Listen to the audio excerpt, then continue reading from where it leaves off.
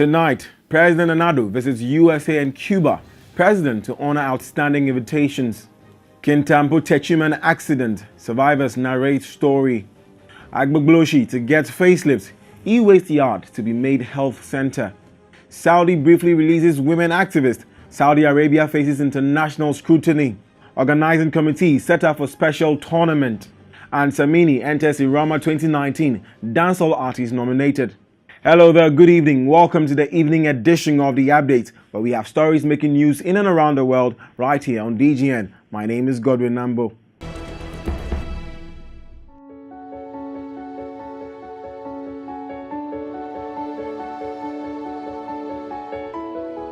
President ADDO left Accra yesterday to begin a 9-day visit to the United States of America and the Republic of Cuba. The president's visit to the U.S. is to honor outstanding invitations extended to him to participate in public engagement programs. He is billed to deliver speeches at the Harvard Kennedy School at Harvard University and the University of Chicago's Institute of Politics. The president will also discuss investment opportunities in Ghana at the Chicago Council on Global Affairs. The president will meet with Rahm Emanuel, former chief of staff to President Obama and currently the mayor of Chicago. He will also meet members of the Ghanaian community residents in Massachusetts and Chicago. The president will pay a 3-day official visit to Cuba at the invitation of Miguel Diaz-Canel Bermudez, President of the Council of State and Ministers of State of the Republic of Cuba. He is scheduled to also meet General Raul Castro, First Secretary of the Communist Party of Cuba, and deliver a speech at the Law Faculty of the University of Havana. President ADDO was accompanied by the Minister of Foreign Affairs, Shirley Ayoko Botwe, Minister for Education, Dr. Matthew Opoku Prempeh, Minister for Health, Kweku Ajiman Menu, and some officials at the Presidency and Foreign Ministry. President ADDO will return to Ghana on Saturday, 3rd April 2019. Vice President Dr. Mahmoud Bawumia shall, in accordance with Article 60, Clause 8 of the Constitution, act in his stead.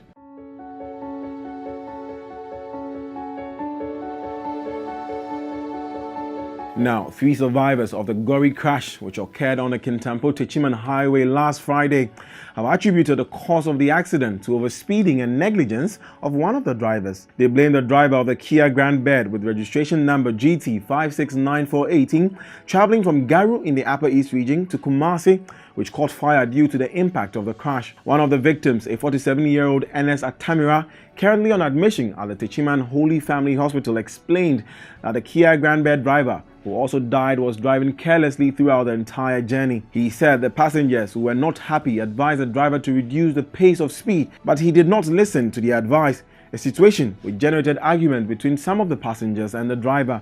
Narrating the sad incident during a visit to the hospital by Kweku Furesiama, the Minister of Transport, and Kwesiamu Akwata, the Minister of Roads and Highways, the accident victim said he lost a 6-year-old boy who was also bent beyond recognition. He said at a certain point, some of the passengers realized that the driver was tired and was dozing off, but he could not muster courage to confront him because the driver was very angry due to the arguments which had early on ensued between them. Another victim, Ramatu Isaka, 55 years, who could not control her tears, said she was traveling with her 3 grandchildren and all of them did not survive the accident.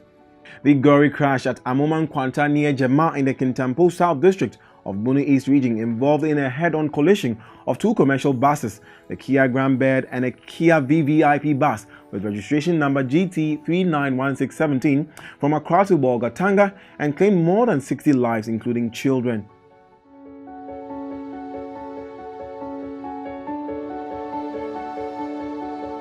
And now the old Fadama scrap yard in Accra, commonly known as AGBOGBLOSHIE, is receiving a facelift with the completion and commissioning of a health center, football pitch, and training facility for the community. The facilities were as a result of the Technical and Economic Cooperation Agreement between the government of Ghana and the Federal Republic of Germany, which gave rise to the environmentally sound disposal and recycling of electronic waste e-waste program. The e-waste program is being implemented by Gazelle Shout Fu International GIZ in partnership with the Ministry of Environment, Science, Technology and Innovation. The training concept in particular would focus on economic efficiency, improved access to services, reduced exposure to health risk, and environmental protection. Christoph Reslav, German ambassador to Ghana, said the initiative would help reduce risk to human health and environment by schooling scavengers to apply best practices for collection and dismantling of e-waste. The €25 million program, he explained, will strengthen small-scale recyclers through capacity building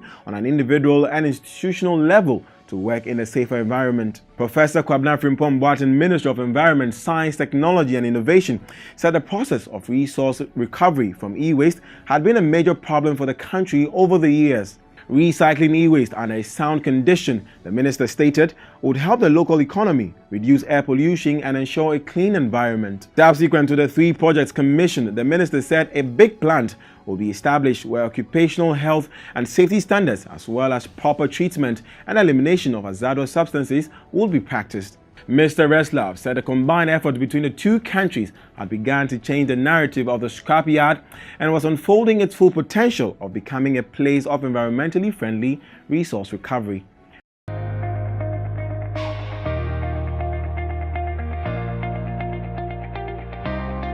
Now in international news, Saudi Arabia have temporarily released 3 of the women's rights activists who had been held in custody for almost a year now.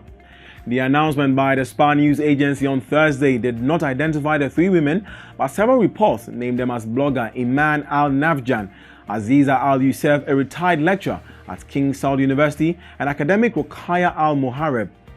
These women, along with 8 others, were arrested in May last year in a sweeping crackdown on campaigners just before the historic lifting of a decades-long ban on female motorists.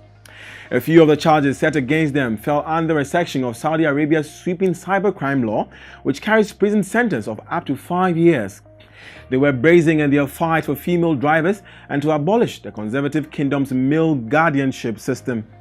In regards to the court hearing, they were freed following the second hearing on Wednesday in a high-profile trial that foreign reporters and diplomats were barred from.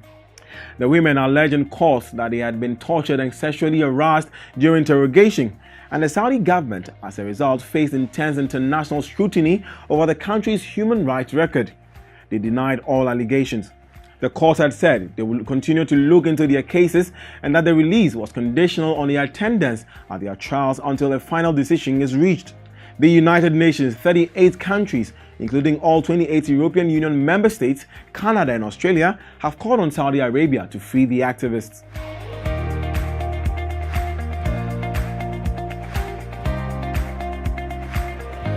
Time for some sports news now. The Ghana Football Association GFA Normalization Committee has put up a 6-member committee tasked to ensure the organization of a special competition. The committee had their maiden meeting on Thursday, March 28th, to discuss the procedures and format for a successful organization of the GFA Normalization Committee Special Competition. The members of the committee are made up of Samuel Osei-Kuffour, Chairman, Dr. Patrick Ofori, Kujo Fianu, Kofi Poku, Linda Ansong, and Augustine Ahinfo. The competition kickstarts over the weekend with various clubs in the country participating. The competition will be used to test the reforms that will be brought on board as well as the rapid adjudication of cases. 62 clubs have confirmed their participation with the exemption of Wild Stars and New Edubiase. Also, the special competition will be used to select reps for CAF. You make me wanna rearrange the alphabets so I could put you next to letter I. Take my heart, baby, carry go. If you leave me. And finally, in entertainment, Ghanaian icon and celebrated reggae dancehall artist Samini Dagati has landed himself a nomination for the Best Video category at the 37th Annual International Reggae and World Music Awards, IRAMA. His lead single, My Own, from the Untamed album, got the nod. The single of the album was produced by DJ Fast. It came on the Reggae Fest Rhythm, which hosted other major international acts like Tyrus Riley, Itana, Jermaine Morgan, Chris Martin, Jesse Royal, Richie Spice, and many others. Following the release of his 22nd track, 7th studio album titled Untamed, and successfully winning the coveted Reggaeville Album of the Year award earlier this year, Samini is poised to bring the award back home. Samini is, however, not a newbie at the IRAMAs, as he has won the Best African Entertainer in the year 2010 and the first Ghanaian to ever win from the awards. Also nominated this year are Stoneboy, Shatta Wale and Fancy Gadam in Afrobeat Artist of the Year, Video of the Year and Most Promising Entertainer categories respectively. My own, that time on the chase, I'm then no money there. My own, I see my hot back, push it on, I dey grind for my tenge. And thank you for joining us. But for more in-depth stories, visit our website at dailyguidenetwork.com. Or let's get interactive on social media via Facebook, Instagram and YouTube at the Daily Guide Network or with me at Godwin Nambo. The update is brought to you by Diamond Cement, powered by Press Express and supported by Casa Clothing. As always, many thanks for watching. My name is Godwin Nambo.